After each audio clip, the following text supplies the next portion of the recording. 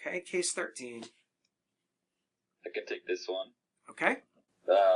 So it kind of looks like probably head and neck skin. Yep. You've got little follicles up there, and then they're very deep in the dermis. You have a palisaded granuloma, which does look like it has some caseation at the middle of that.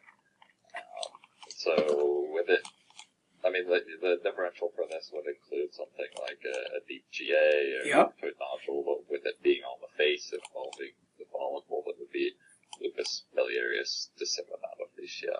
Yeah, very good. Yes, when I first looked at this slide without seeing what the answer was supposed to be, I thought rheumatoid nodule or maybe deep granuloma annulare versus, of course, infectious granuloma. We got granuloma that has a central area of necrosis or necrobiosis.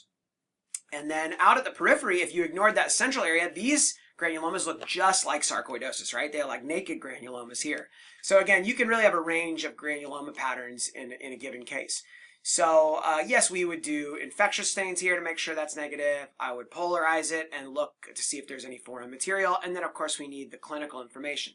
So clinically, this is, like you said, from the face, and this patient would have multiple yellowish brown papules around the eyes or on the central face, and this is called several different names, okay? Like you said, lupus miliaris disseminatus faciei, which is why people do not like dermatology, because of these super long Latin names. The other name that has been given to it is Acne agminata, and more recently people have used this term figure, which is an acronym for facial idiopathic granulomata with regressive evolution. I looked this up last night, by the way, in case you're like, wow, how do you remember all that? No, I had to look it up. So in any case, in the past, I had kind of learned this as potentially being related to granulomatous rosacea. But clinically, it seems to be different. These patients have these often do not have other features of rosacea. So even though granulomatous rosacea can produce perifollicular granulomas microscopically, the clinical presentation of lupus miliaris / acne agminata is different, I guess, than other forms of granulomatous rosacea. At least that's from what I've been told and from my reading. It seems to be the current thinking. If you cut deeper, sometimes you'll see that these granulomas are actually associated with a destroyed hair follicle. In this case, I can't really appreciate that, but that's what the, oh wait, look, maybe over here.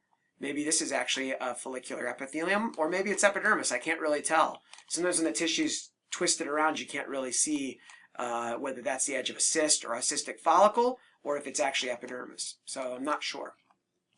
But in this case, this clinically fit. But in real life practice, I would probably call this necrotizing granulomas and then give a comment with a differential diagnosis. I mean, that's what oftentimes granulomatous diseases, sometimes you can really decide exactly what it is, but many times I have to be descriptive and say, I favor this based on the clinical, but I can't 100% exclude infection, even though infectious stains are negative.